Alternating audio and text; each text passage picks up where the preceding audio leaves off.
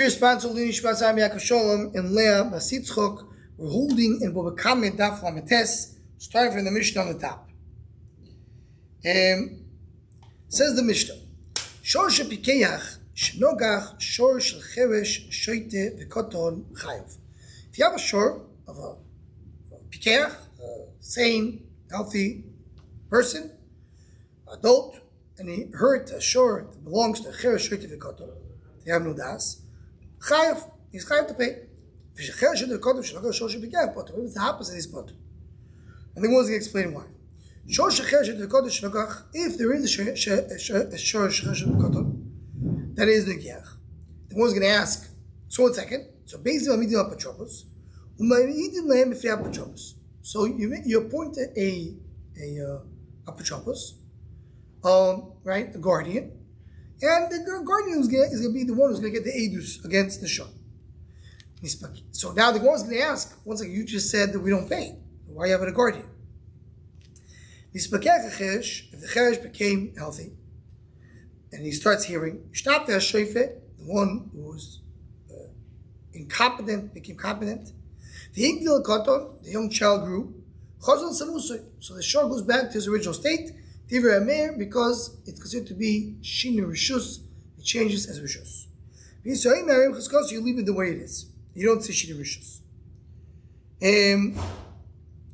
Now, Shorei tzedin. What Shorei tzedin is the one that you take. They train him to go. Right? They put him in the how do they call the one they do in Spain? You know they play with him for him to gore. Right? So he's not chayim. It's not his fault. They cause him to gore. Okay, just to mention what Rashi says over here, that why does shor? What is the pshat yisoimim? You don't. There's no chiyuv yisoimim because where do you take a short time from? A short time you take from his gufa. The shor is metaltal. By yisoimim you don't take from metaltal. That's the rule. Only from kakars. We saw it earlier. So that's why I don't take from yisoimim. Another pshat Rashi says the reason is because Chatzi Nezek is a knas, and because of the knas, Yisrael can't do a knas. So Rashi doesn't like this pshat. Toys doesn't like the pshat. So we team with the first pshat. Something more go v'kasha. I don't understand the Mishnah. You say that in shor is regach. So then you are potter. You don't appoint a guardian to take on money from the shor. It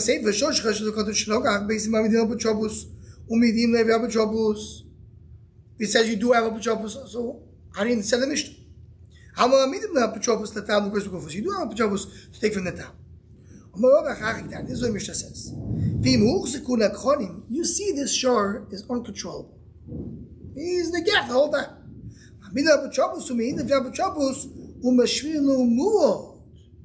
You appoint a guardian, you make him a muad. He's not going to pay anything while he's a town. You make him a muad. Once he's the gaf, then you pay from the aliyah, not from the shor, from his own money. It says more aliyah's man. Whose money? From the aliyah of Yisayim. From the aliyah of the apotropos. I mean, the guardian has to pay. So the Yochanan say that Yisrael have to pay. You don't go to Nichsei Yisrael unless there is a loan with interest, that they're losing money by the fact that they're holding on to the loan. This is that case. Or the Ksubasisha, it's not this for Ksubasisha, you can pay because you need the woman to be fed. But if anything else, you don't. So what does the more bother by? The more says, how can you tell me that there will be that you go to the Yisayim to pay for the Yisayim?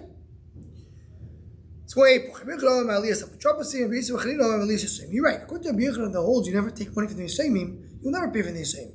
So you pay for the apotropos. The guardian has to pay because he becomes the shaymer. According to the other shita holds, you take from Yisayim. Amar Rami should have Kasha the Birchanan because you have a steer and Birchanan. Masha said that Yisrael by Chanina Toye. Make a mistake because we pass the halacha. They don't go from the same. Oh, Yisrael Chanina Dayono v'nochas don't get the dino. He's a dayon. He knows the din. You don't say that. He says you go to the same.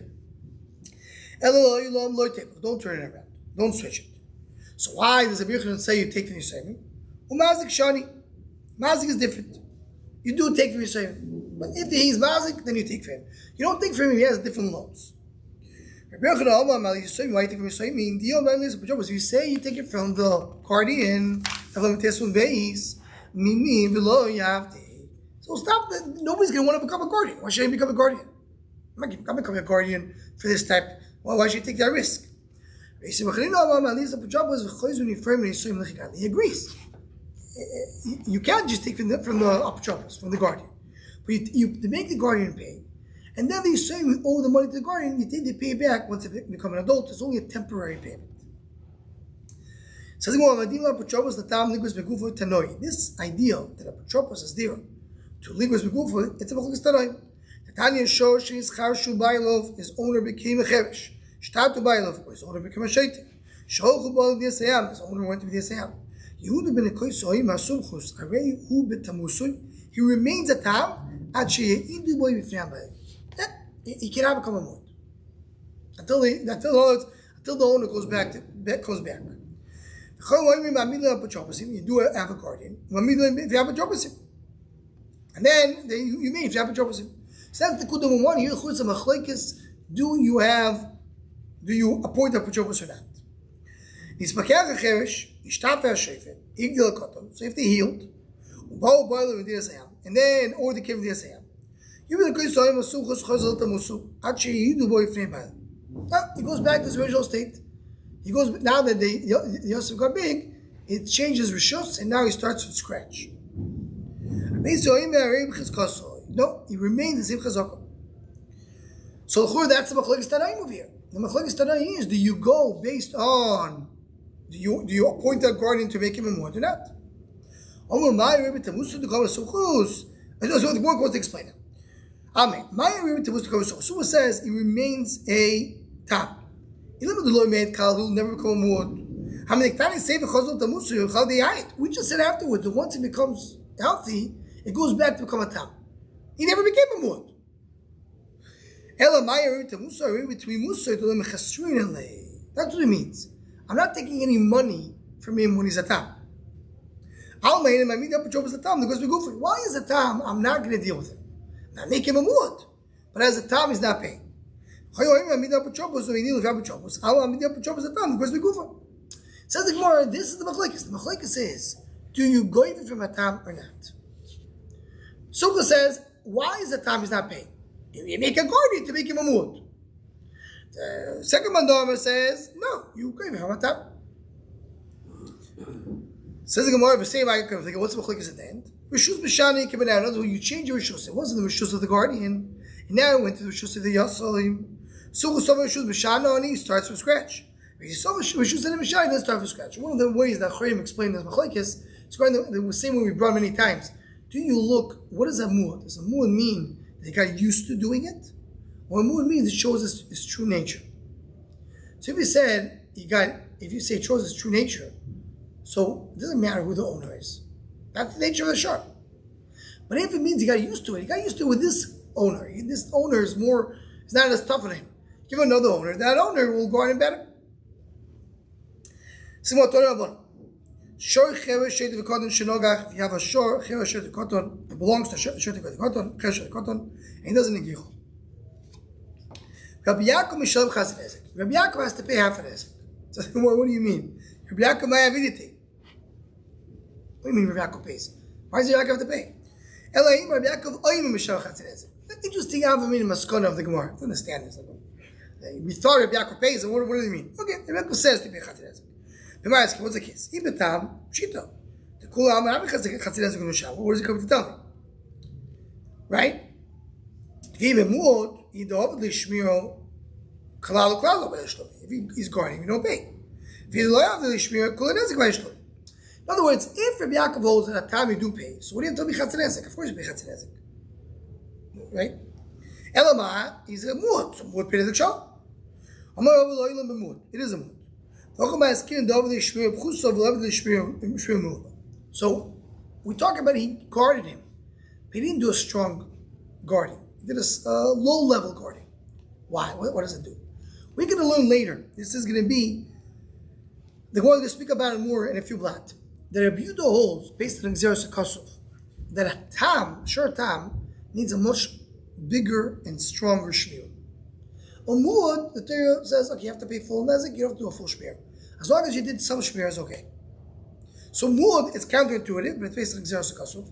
Even though a muad is muad, you have to do less of a shmir than a tam.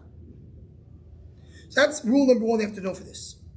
Rule number two is, Rabbi also says, a tam that became a muad, he still retains his tamus for 50%. Meaning, he was a tam. So he pays 50%. Now he became a muad, he retains his original 50% that he's a tam, he pays me gufoy, but that 50% he needs a shmir meula, plus he has another 50% that he needs a shmir pchusa. And that makes a little more sense, right? A shor muad doesn't stop with the shmir. You need to have the same shmir for the 50% before. But the new additional 50% you have to pay for that shmir pchusa is enough. Something more says the following. Here we talk about the shmir pchusa, small shmir. The law of the shmir muad. The original tzatamus remains. The also holds a muad, so in this case, he did a small shmir. So how much do you have to pay? Only 50%. Because for the muad, you're good. For the tam, you're not good. So you have to pay 50%. He also holds that even though it belongs to a cotton, you still have to pay. So here like this, he did a shmira pchuso. So for muad you put. For the half of the time you have to pay. So that's why you pay for 50%. Meaning that he goes exactly our case. Rabbi says you chayav. See, Rabbi Yaakov is not like a Yehuda. Yaakov is arguing a Yehuda. So what's the machlokes? No, there's no machlokes. Yaakov just comes to explain Rabbi Yehuda. Rabbi Yehuda says you chayav. Says Rabbi Yaakov, you know you chayav. You chayav only 50%. Is explaining Rabbi Yehuda. It's not coming to argue Rabbi Yehuda. So Abaye asked the question. He holds the argument. What are they arguing? He did not guard him at all. So Rabbi Yehuda says you chayav. Rabbi Yehuda holds that tzad tamus remains. So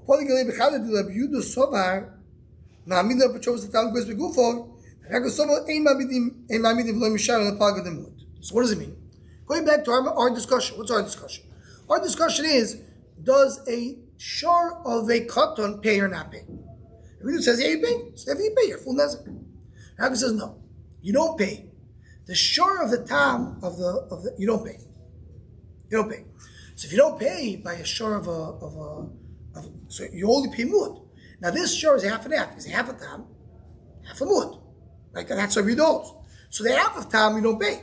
The half of the muad you do pay. That's why Rabbi says you pay 50%. Because Ktanim don't have to pay for the tamus. So he pays only the half, 50% of the moon. This understood.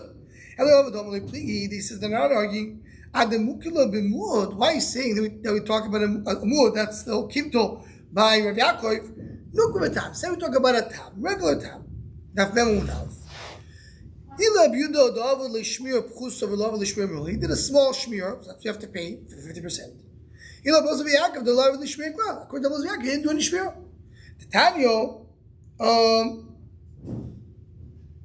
right? The Tanyo,